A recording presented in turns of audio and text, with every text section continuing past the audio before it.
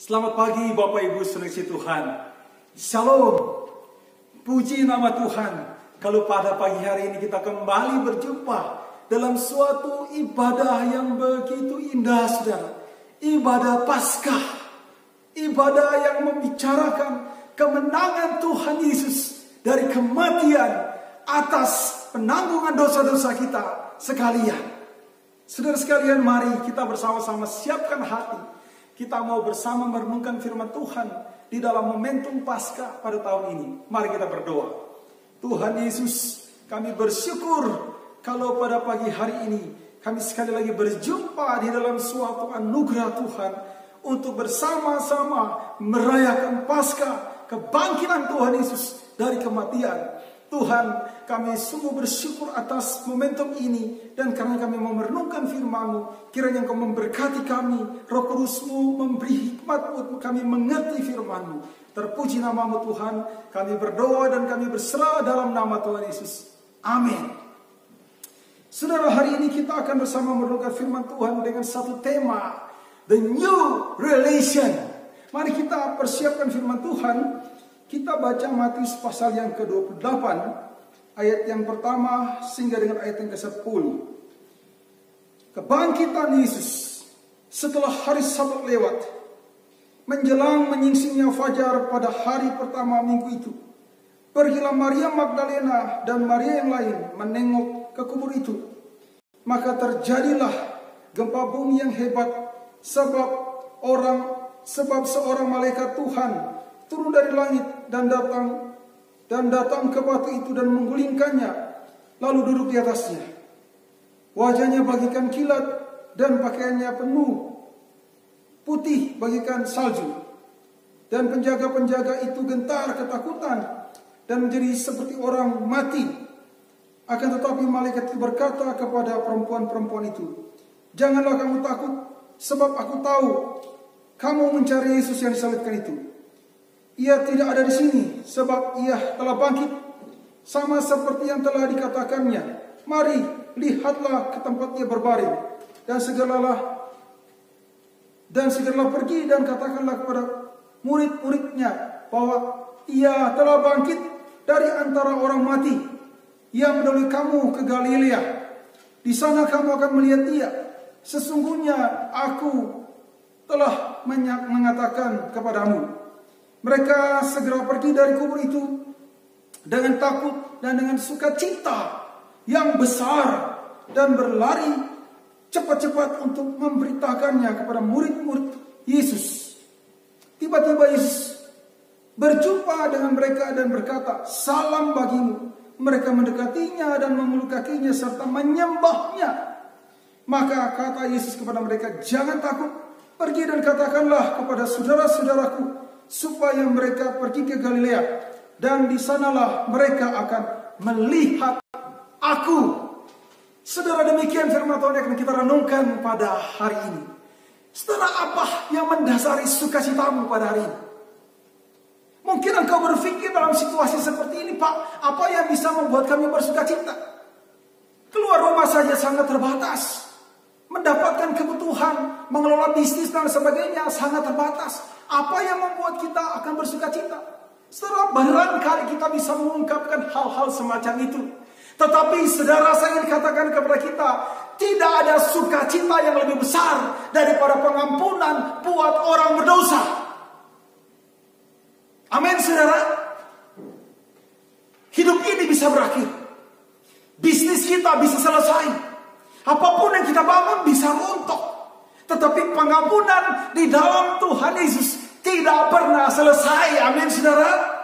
Tetelestai, sempurna. Sekali terjadi penebusan itu, tidak ada lagi usaha apapun yang dibutuhkan untuk menambah apa yang sudah dilakukan Yesus.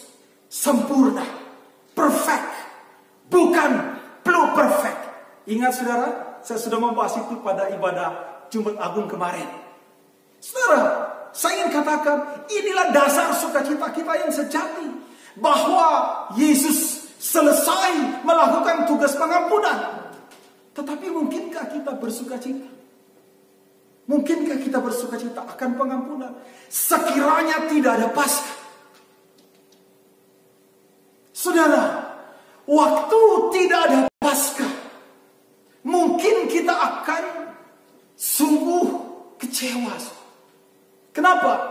Karena pengharapan yang disampaikan oleh Yesus di kayu salib, khususnya ungkapan tetelestai itu akan sangat diragukan.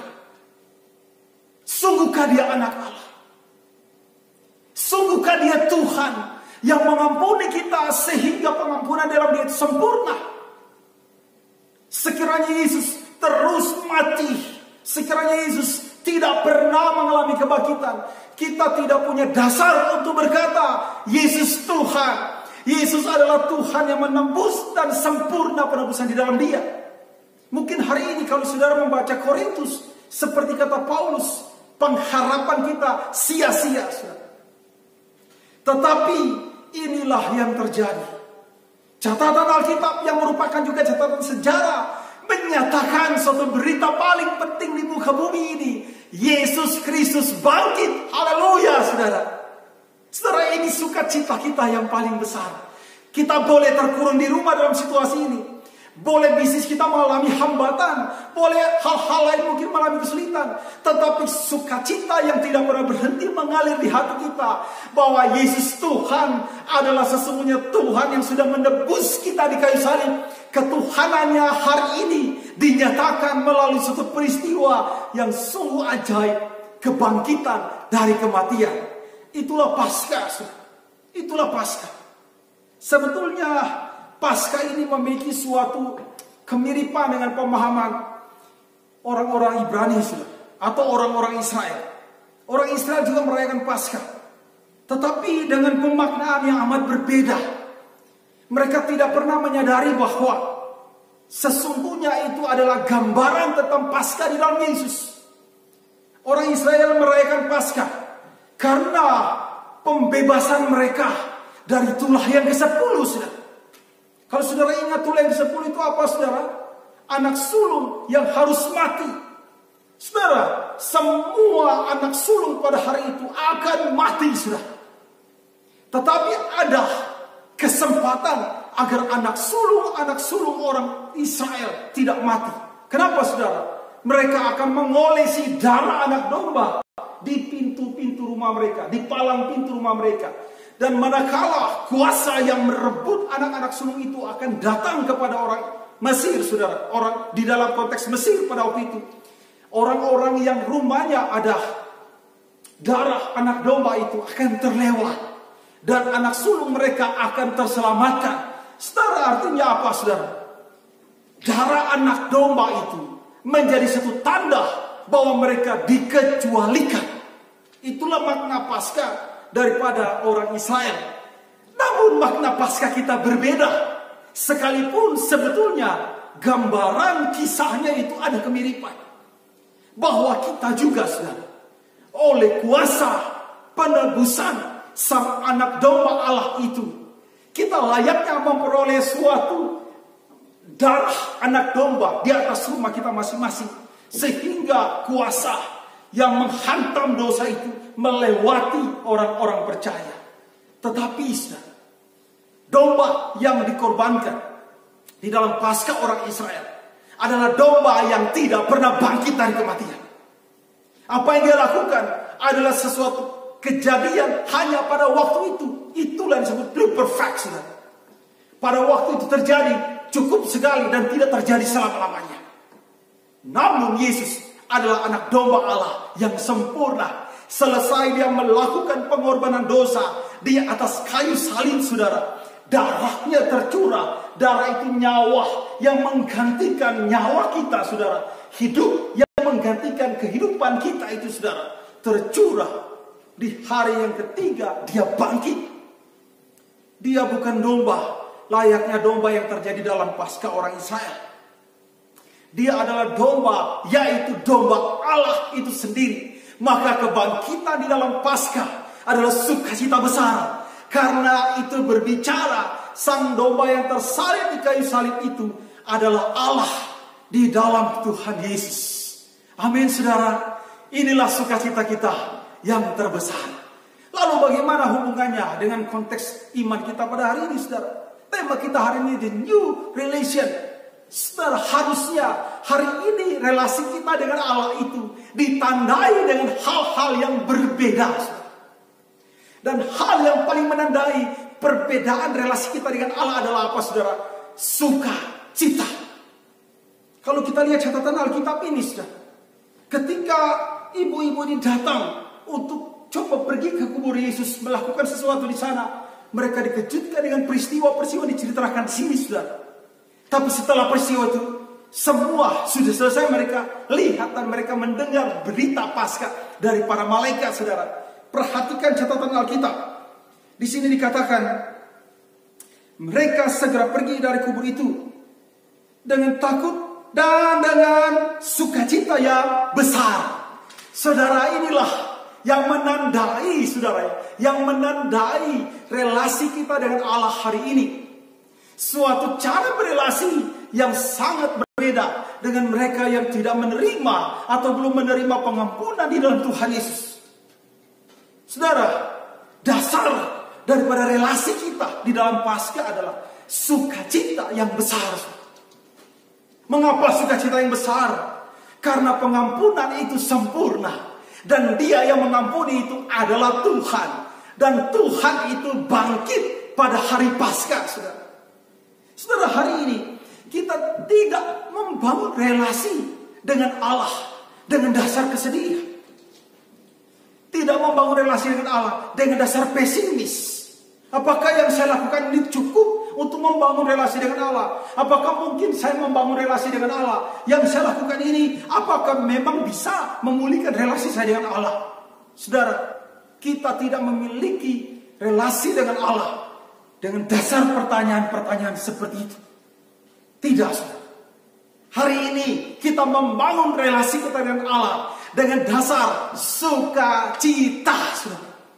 Oh, haleluya, saudara. Hari ini saya betul-betul saudara ya? Bergairah, bersemangat. Kenapa? Karena Paskah adalah tentang semangat, tentang gairah hidup orang percaya yang sudah ditebus oleh Tuhan Yesus. Sukacita yang besar, itulah yang menandai dan mewarnai kehidupannya dan relasinya dengan Allah.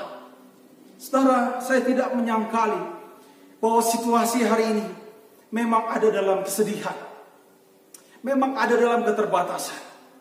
Tapi yang saya mau bicarakan adalah ketika kita sudah mendengar berita Paskah, berita ini adalah satu berita yang besar yang mengubah sejarah orang berdosa, saudara. Saya ingin berkata, kita sudah memiliki suatu sukacita yang besar di hati kita masing-masing. Oleh karena itu, saudara, apapun yang terjadi, seperti kata firman Tuhan, tidak ada yang dapat merampas sukacita kita di dalam Tuhan Yesus. Paulus berkata, bersukacitalah bukan dalam keadaan senang saja, tetapi dalam segala keadaan. Kenapa, saudara? Karena dasar dari sukacita kita adalah Paskah yang tidak pernah bisa berubah lagi.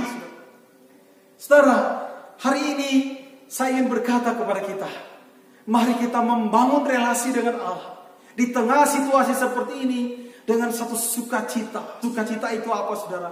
Ucapan syukur kita yang besar. Artinya kita tidak pernah kehilangan alasan untuk bersukacita di hadapan Tuhan.